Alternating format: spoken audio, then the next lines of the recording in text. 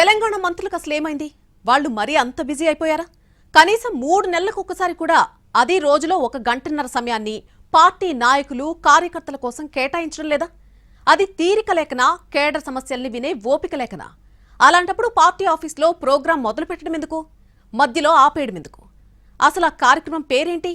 Ministers వైఖరి గురించి పార్టీలో జరుగుతున్న చర్చలేంటి?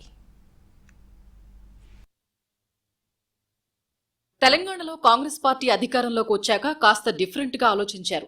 ప్రభుత్వం ప్రజలకు అందుబాటులో ఉండాలంటూ ప్రజావాణి పేరుతో మంచి ఆలోచనే చేశారు.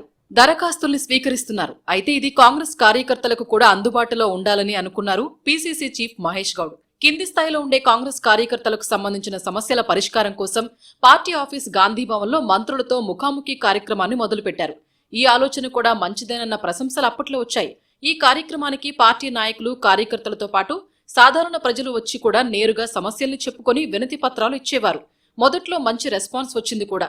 ప్రజలు కూడా చెప్పిన సమస్యకు వెంటనే మంత్రులు స్పందించి అక్కడికక్కడే అధికారులకు ఫోన్లు చేయడం, తర్వాత గాంధీ భవన్ నుంచి ఫిర్యాదుల మానిటరింగ్ చేయడం లాంటివి కొనసాగాయి.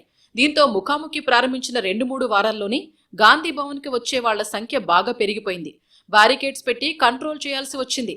కారణం తెలియదు కానీ ప్రస్తుతం గాంధీ భవన్ ముఖాముఖి ఆగింది.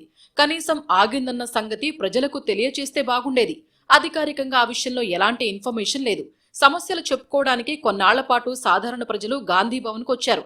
ముఖాముఖి లేదని తెలుసుకుని ఉసూరుమంటూ వెళ్లిపోయారు. అద్భుతమైన స్పందన వచ్చినా పార్టీకి కూడా మైలేజ్ తీసుకుని వచ్చే అంత మంచి ప్రోగ్రాం ని అర్ధాంతరంగా కనీస సమాచారం లేకుండా ఎందుకు ఆపేశారో ఎవ్వరికీ తెలియదు.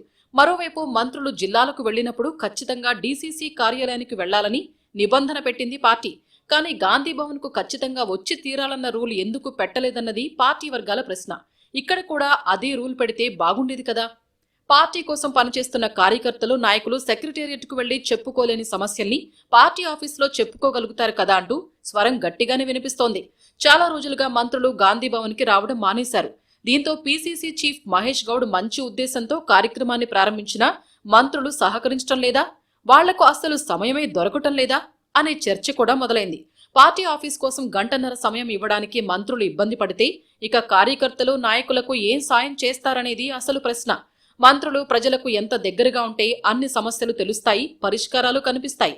కానీ గాంధీ భవన్లో ముఖాముఖి కోసం రావడానికి వాళ్లు ఎందుకు ఆలోచిస్తున్నారన్నది $1 మిలియన్ క్వశ్చన్. మినిస్టర్స్ నిజంగానే వారంలో ఒకరోజు, అప్పుడు కూడా గంటన్నర సమయాన్ని గాంధీ భవన్ కోసం కేటాయించలేకపోతున్నారా అంటూ నిట్టూరుస్తున్నారు పార్టీ నాయకులు. ఉన్న 16 మంది మంత్రుల్లో వారానికి ఒకరి చొప్పున గాంధీ భవన్ కి వచ్చిన 4 నెల గడిచిపోతోంది. ఒకసారి వచ్చిన మంత్రి టర్న్ మళ్లీ రావాలంటే కనీసం 3 నెలలు పడుతుంది. ఈ లెక్కన 3 నెలలకు ఒక రోజు, అది కూడా కొద్ది సమయాన్ని గాంధీ భవన్ కోసం కేటాయించడానికి మంత్రులకు వచ్చిన ఇబ్బంది ఏంటని ప్రశ్నిస్తున్నారు కార్యకర్తలు. మంచి ఉద్దేశంతో ముఖాముఖి ప్రారంభించిన మాట వాస్తవం. మరి కంటిన్యూ చేయడానికి వచ్చిన ఇబ్బంది ఏంటి?